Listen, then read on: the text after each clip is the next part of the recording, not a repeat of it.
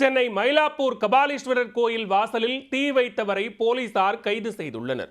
கொசு தொல்லை காரணமாக தீ வைத்ததாக கைதானவர் அளித்த வாக்குமூலம் போலீசாரை அதிர்ச்சி அடைய வைத்துள்ளது. கைதானவர்தான் உண்மையான குற்றவாளியா?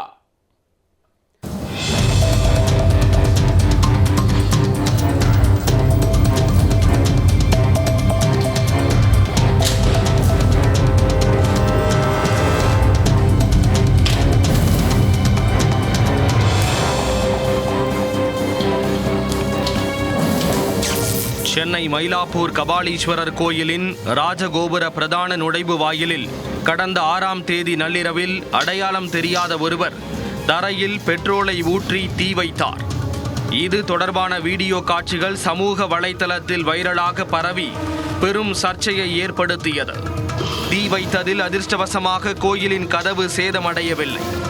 இந்த சம்பவத்திற்கு பாஜகவினர் மற்றும் பக்தர்கள் கடும் கண்டனம் தெரிவித்தனர். கோயிலில் பாதுகாப்பு குறைபாடு இருப்பதாகவும் குற்றச்சாட்டுகள் எழுப்பப்பட்டன.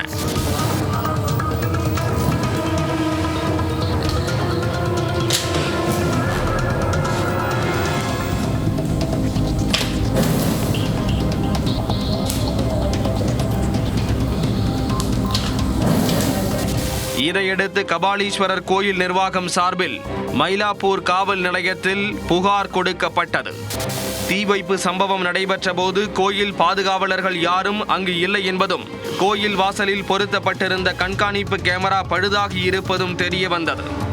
கோவில் அருகே உள்ள இடங்களில் பொருத்தப்பட்டிருந்த கண்காணிப்பு கேமராக்களில் பதிவான காட்சிகளை போலீசார் ஆய்வு செய்ததில் தீ வைத்துவிட்டு ஒருவர் நடந்து செல்லும் காட்சிகள் கிடைத்தன.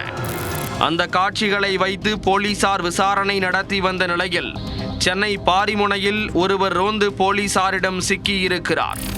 விசாரணையில் அவர்தான் மயிலாப்பூர் கபாலீஸ்வரர் கோயில் வாசலில் தீ வைத்தது என்று தெரிய வந்ததாக போலீசார் கூறியுள்ளனர்.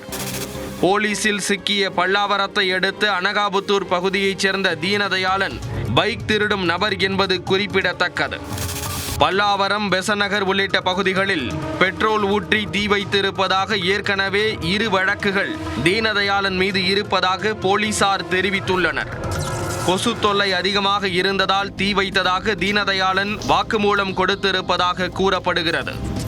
உண்மையில் தீனதயாளன் தான் குற்றவாளியா என்று சந்தேகமாக இருப்பதாக பக்தர்கள் சிலர் கேள்வி எழுப்பியுள்ளனர்.